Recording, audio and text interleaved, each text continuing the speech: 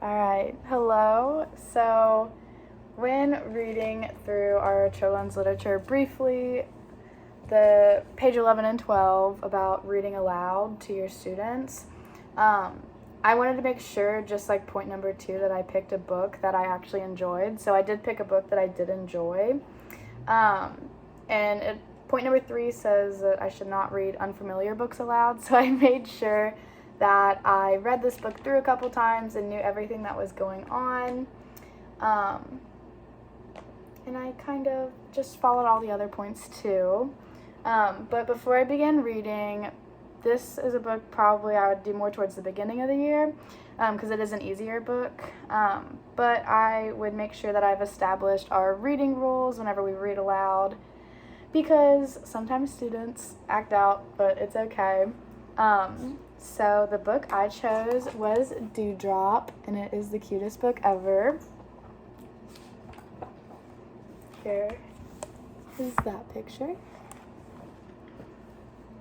So always make sure when you're reading aloud to be very expressive because that gets the students more excited about reading.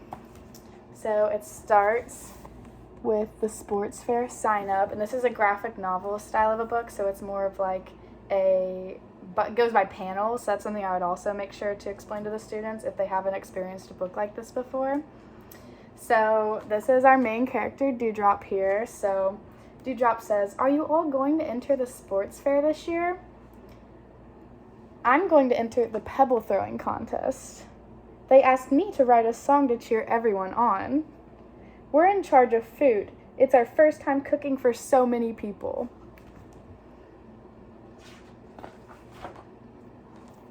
And then Dewdrop says, "That's great. I'm working on a cheerleading routine, but I'll try to help you out too." And here they are, all excited. And then here's everyone starting to practice. In books like these where they don't have a ton of words, you want to make sure that you are still describing what's going on and showing the pictures, but especially when you have a large class, students might not be able to see all the pictures, so you want to make sure that you are describing everything as well. So here they are setting up the sports fair. And then he seems like he's getting a little bit nervous. So he's showing some body language. This is something you might want to bring up to the class and ask them what kind of emotions they think he's experiencing. And he says, "The other athletes look so much stronger than me. Maybe there's no point in competing with them after all." So he's getting a little bit discouraged. And here's our other friend writing his song. And he says, "It feels like the more I try to write a song, the harder it is." And he's getting so frustrated. And that's something you could also talk about. And then we have our friends who are in charge of food. And they're saying, "What if the food we usually make is too boring? Maybe we should try a new recipe." So these are all great examples of emotions that students might even feel sometimes. That's a great thing that you can pause and talk about. And now we have Dewdrop working on her cheerleading routine. And she's doing it and then says, "Ta-da!" And she says, "Wow, I am so good at cheerleading. Tomorrow I'll go see if anyone else needs my help."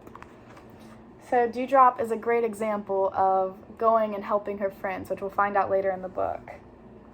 So she comes up on our bodybuilder, and he's doing his best, and Dewdrop's clapping for him. And she says, "Mia, lift me up like you used to do when we were small." And Mia does lift her up. And Dewdrop says, "You've gotten stronger, Mia. I've eaten quite a few worms in my time, so I'm a lot heavier than I used to be." And then she drops Dewdrop on the ground, and Dewdrop seems very happy. And then Mia says, "Dewdrop is right. I am stronger than I used to be. The only person I need to compete with is myself and try to do better than I did yesterday." And then she's still working out, getting ready. And now Dewdrop is coming across our friend who's trying to write a song. And she can tell that she is very upset about her song. So Dewdrop says, "Having trouble writing the song?" And our friend says, "No matter what I try, it just sounds wrong. As soon as I start playing, I worry it won't be all that good." Dewdrop goes, rubs her chin. "Sometimes I get stuck for ideas for my cheerleading routines too. So then I just wait and listen, like this." And then it comes out like this. So Dewdrop is being very helpful. So our friend says, so I should just relax and play what I feel instead of trying so hard? She takes a deep breath, and then they do their song.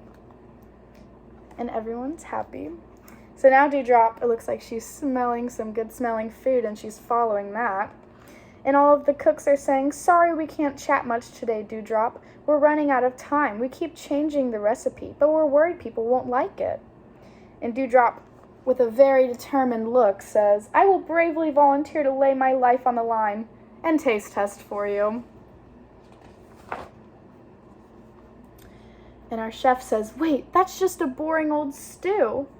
And Dewdrop tastes it, and she says, this is probably the best thing I have ever tasted. And the chef says, we're never going to please everyone, so maybe we should focus on making food that makes us happy. And they continue cooking. And Dewdrop is very happily enjoying a portion. So today is the sports fair. You can see everyone enjoying all of the booths. And here we have all of our friends getting set up.